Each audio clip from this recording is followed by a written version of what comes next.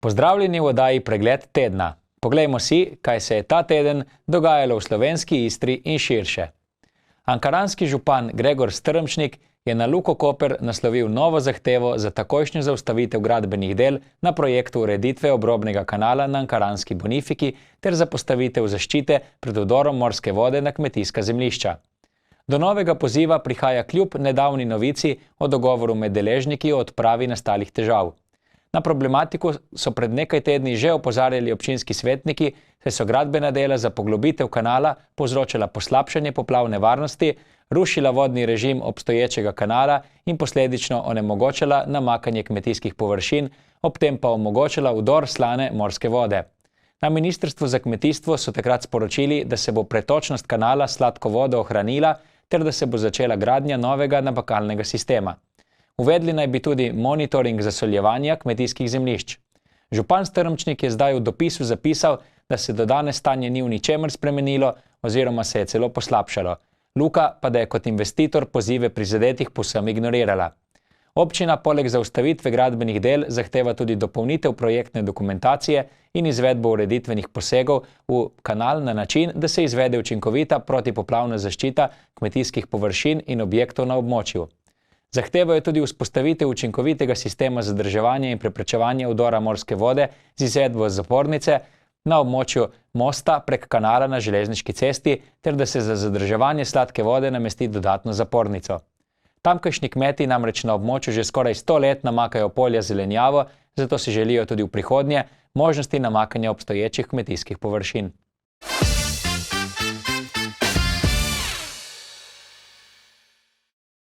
V Sloveniji so uspešno zaključili glavno gradbeno fazo drugega tira na odseku med Črnim Kalom in Koprom, kar predstavlja pomemben mejnik pri izgradnji sodobne železniške povezave med Divačo in Koprom.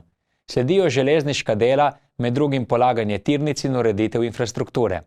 Projekt, vreden več kot milijardo evrov, poteka od marca 2021 in kljub izzivom epidemiji covida in geopolitičnim pretresom ostaja v okviru načrtovanih stroškov in rokov.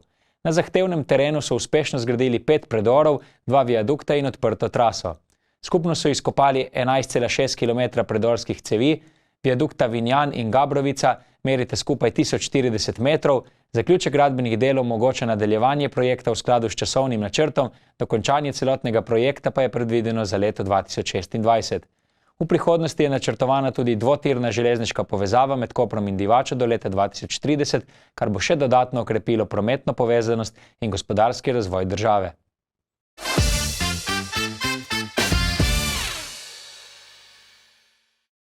Danes se začenja nov mesec in s tem so na sporedu tudi novi prihodi potniških ladij v koprski potniški terminal. Avgusta se bo privezalo 10 potniških ladij, prva bo prispela v ponedeljek, že naslednji dan pa bo druga pripeljala 2200 potnikov. Sredi meseca bo priplula prestižna ladja Norwegian Pearl, ki ima 1197 kabin za 2400 potnikov in 1070 članov posadke. Potniški turizem postaja vse bolj popularen. Kolikor pa prihod potniških ladij doprinese k razvoju turizma, na drugi strani doprinese tudi k onesnaževanju. Običajna križarka, ki lahko sprejme 5000 ljudi, dnevno porabi 150 ton goriva. Luksusno križarjenje je zaradi vplivov na okolje in podnebje postala najbolj škodljiva oblika potovanja. Križarke spuščajo ogljikov dioksid, metan in črni ogljik ter dušikov in žveplov oksid, ki povzroča raka pljuč in kisli dež. Prav tako ne smemo pozabiti na olje, kanalizacijske vode, plastiko in druge škodljive kemikalije, ki jih odlagajo v morje. 25% oceanskih odpadkov povzročajo prav potniške ladje. Veliko evropskih mest omejuje prihode križark, nekatera pa jih celo prepovedujejo. Eno izmed takih je Amsterdam. Strokovnjaki pravijo, da obstaja dovolj tehnologij, s katerimi bi bile križarke čistejše, a industrija v tej smeri prostovoljno ne želi delovati, zato bi bilo potrebno posredovanje oblasti, ki bi ta sektor regulirala.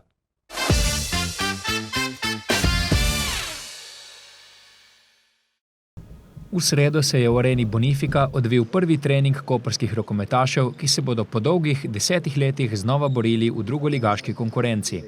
Temu je botrovala slaba lanska sezona, ko so naposled v dodatnih kvalifikacijah za obstanek v ligi izgubili proti Radovljici, ki se je prvič v zgodovini veselila preboja med elito, medtem ko so Koprčani izpadli v nižji rang.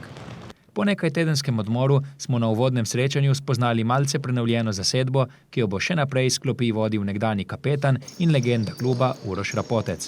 Sigurno je cilj ta, da probamo čim prej se vrniti nazaj v prvo ligo.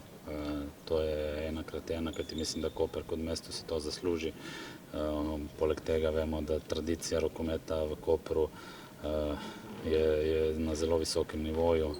Poleg tega mislim, da si tudi publika to zasluži in pa na koncu logično fantje.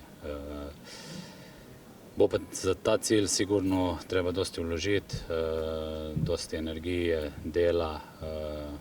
Mi smo pripravljeni in gremo, akcija. Cilj Kopra je torej jasen, to je čim hitrejša vrnitev med elito.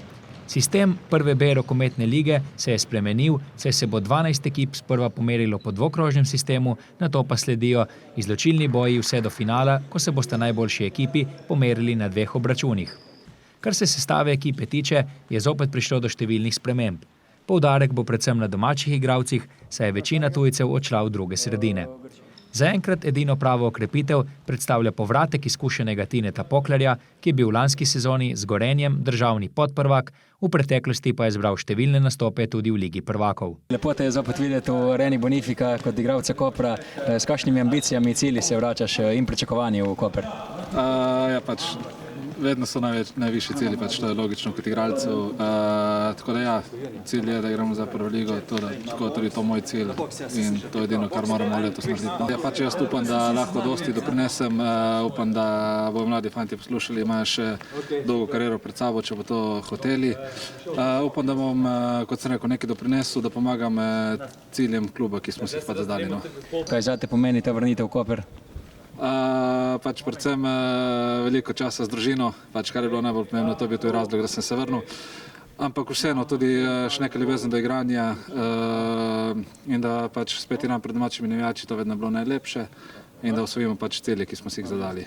V klubu si sicer želijo ekipo v prihodnjih tednih še okrepiti, a je na trgu zelo malo kakovostnih igralcev, poleg tega pa finančno stanje ter igranje v drugi ligi ne privabljata zares ambicioznih tujcev. Ob povratniku Poklarju bo mlajšim soigralcem še naprej poveljeval kapetan Jaka Molk, ki koprske barke ne zapušča v teh negotovih časih. Ja, v bistvu, da imaš tako katastrofalno sezono, je težko določiti, samo en faktor je tukaj. Ogromno nekih faktorjev, ki se potem združijo, da potem imaš res tako slabo sezono, ampak ja, vse v življenju gre v nekih ciklih, povsod so vzponi in padci. Šport ti na koncu vedno da, kar si zaslužiš, čeprav jaz ne verjamem, da smo si zaslužili izpad iz prve lige, sploh ne po drugem delu sezone. Ampak ja, zdaj smo tukaj, da obrnemo nov list in začnemo sveže na novo. V bistvu ekipa je v veliki večini prenovljena, mogoče je samo par igralcev ostalo od lani. Ja, glede na to, da so vse to domači fantje, jaz verjamem, da bo kemija štimala, da bojo dali vse za ta grb. So pa to mladi fantje, tako da verjetno bojo tudi nekaj časa rabili, da se navadijo na članski rokomet. Zato smo pa tle mi starejši, da jih nekako popeljemo v svet malo resnejšega rokometa in pomagamo in jaz verjamem, da nam bo skupaj uspelo. Malo sem se pozanimal pri fantih, ki jih poznam iz druge lige, ampak če čisto odkrito povem, sploh ne vem, kaj pričakovati. Sigurno ta liga ni dosti slabša od prve lige, še vedno bomo mogli pokazati res dober rokomet, borbene igre, iz tekme v tekmo, držati neko konstanto, zato da si na koncu lahko spet izborimo prvo ligo. Na prvem treningu so rokometne žoge še mirovale, saj so potekala testiranja fizične pripravljenosti. Večji del priprav bodo rokometaši opravili v Kopru, kjer imajo odlične pogoje za delo, tako v kot izven dvorane. V 6 tednih bodo odigrali tudi nekaj pripravljalnih turnirjev ter tekem, vse željo po čim boljšem začetku sezone. Prvo uradno srečanje bodo odigrali predvidoma 13. septembra v Dobovi.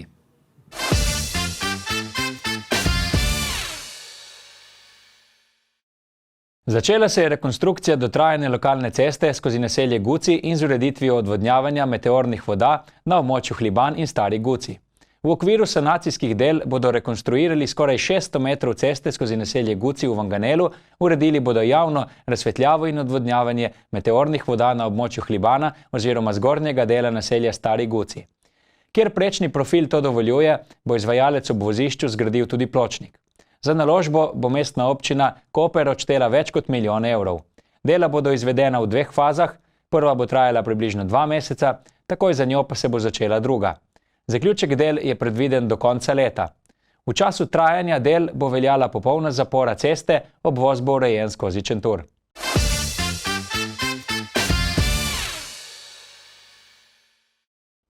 Univerza v Trstu bo letos jeseni odprla vrata stotinam bodočih zdravnikov v okviru popolnoma novega sistema vpisa, ki ukinja dolgoletno oviro za študij medicine v Italiji, nacionalni sprejemni izpit. Približno 700 študentov se je vpisalo na tržaški medicinski program na podlagi nove politike, ki jo je uvedla ministrica za univerze in raziskave Anna Maria Bernini. Reforma, ki jo je parlament potrdil v začetku letošnjega leta, nadomešča strogi izbirni preizkus s sistemom odprtega dostopa v prvem semestru.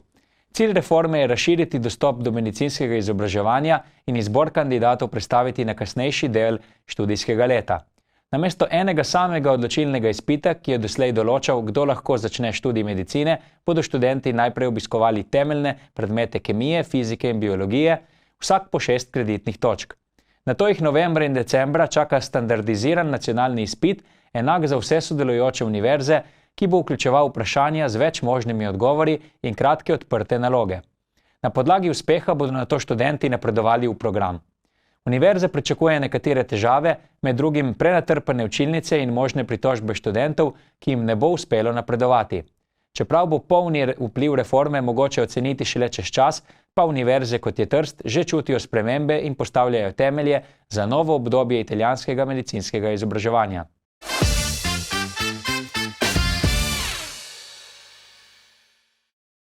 Včeraj ste se na Bonifiki v povratni tekmi drugega kroga kvalifikacij za konferenčno ligo pomerili ekipi Kopra in Vikinga. Potnik v naslednji krog je bil jasen že pred začetkom tekme, saj so Primorci na severu Evrope pred tednom dni izgubili s kar 7-0.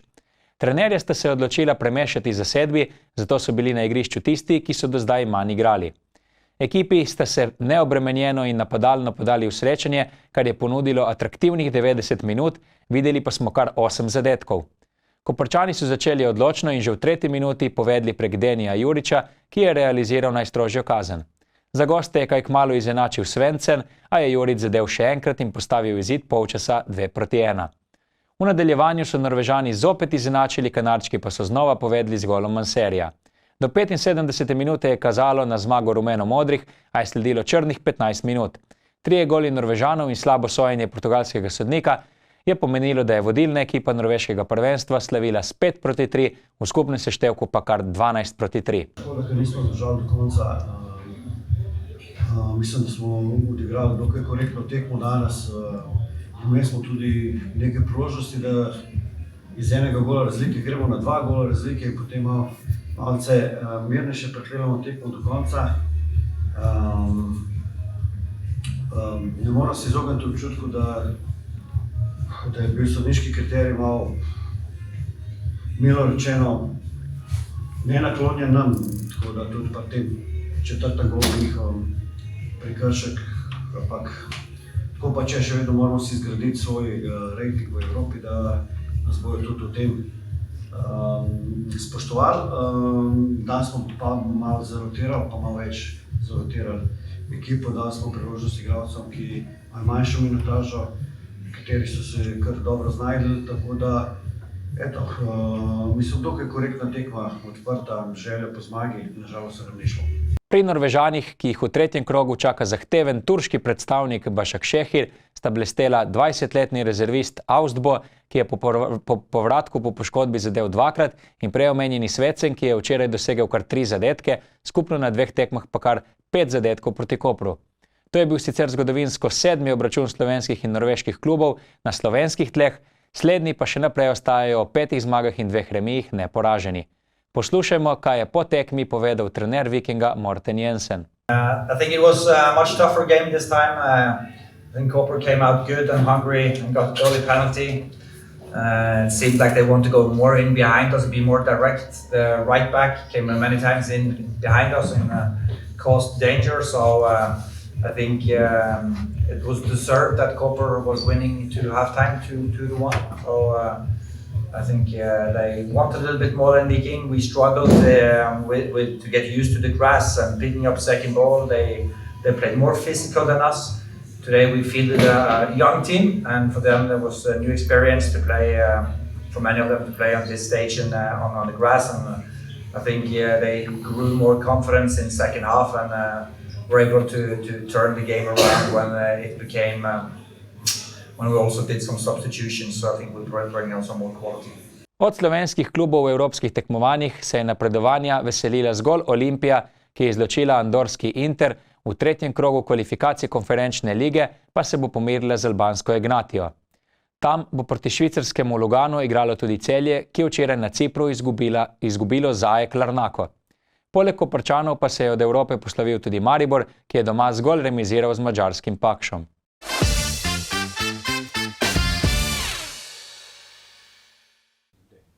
V noči iz torka na sredo je Japonsko pretresel hud potres z magnitudo 8,8. Na spletnih omrežjih se je pojavilo veliko slik in grozljivih videoposnetkov. Med njih sodi tudi tale, ko je nič hudega slutečo uslužbenko presenetilo dogajanje. Kdo ve, kaj bi se zgodilo, če ne bi pridno sedela v svoji pisarni, obdana s pultom, ki jo je tokrat rešil pred poškodbami.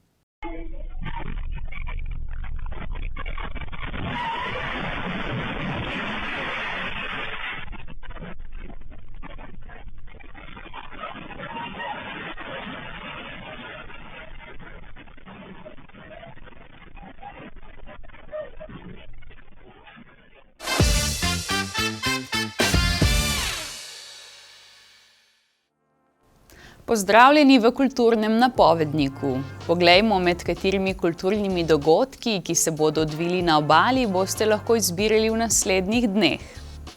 Jutri zvečer lahko izbirate med dvema zanimivima dogodkoma. Ob 20. se v tovarni Arigoni začne dogodek Arigoni Live, kjer bosta za odlično elektronsko glasbo poskrbela francoski mojster elektronike Jeanere ter legenda domače in mednarodne elektronske scene Valentino Canziani.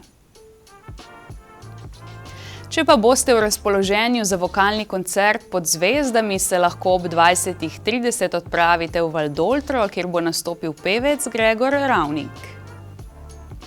V nedeljo zvečer bo v središču Kopra na Prešernovem trgu znova na sporedu filmski večer. Ob 21. si boste lahko gledali film Edina zemlja, No Other Land, dokumentarni prikaz boja za pravico in domovino. Palestinski aktivist Bazel Adra že več let snema, kako izraelski okupatorji uničujejo vasi v njegovi domači regiji Masa Ferjata. Med bojem za ohranitev svoje skupnosti splete nepričakovano zavezništvo z izraelskim novinarjem. V ponedeljek se poletna glasbena dogajanja nadaljujejo v Kopru. Ob 21. vas vabijo na poletne koncerte v taverni, kjer bosta nastopila vokalist Vlado Pilja in kitarist Miha Plantarič. Dobra glasba in morski zrak bodo poskrbeli za lep začetek tedna. V torek ob 20:30 se lahko odpravite v park Sonce v Luciji, kjer bo s koncertom nastopil Domen Don Holc, ki prinaša svežino indie rocka, poezije in avtorske glasbe z odmevi ljubezni, spominov in introspektive. Sreda prinaša dve zanimivi možnosti. Ob 20:30 v sklopu cikla Poletje z biseri nastopata Zina in Kiki s čutnim koncertom. Istočasno ob 21. pa se lahko na plaži Študent v Ankaranu udeležite filmskega večera Kino Istra, kjer bo na ogled film Radikal, posnet po resnični zgodbi o nekonvencionalnem mehiškem učitelju. Na festivalu Sundance je prejel nagrado občinstva. V četrtek se kulturni utrip seli v Piran. Ob 21. se bo v križnem hodniku samostana Svetega Frančiška v sklopu 47 piranskih glasbenih večerov predstavil ansambel Wind Berlin. Gre za vrhunski komorni koncert v čarobnem ambientu. Teden se zaključi v sproščenem in nekoliko alternativnem duhu. V letnem kinu Arigoni bo ob 20. potekal Altrefest 2.0, ki ponuja bogat glasbeni večer z izbranimi izvajalci. To je bilo za ta teden vse. Hvala za pozornost in se vidimo prihodnjič.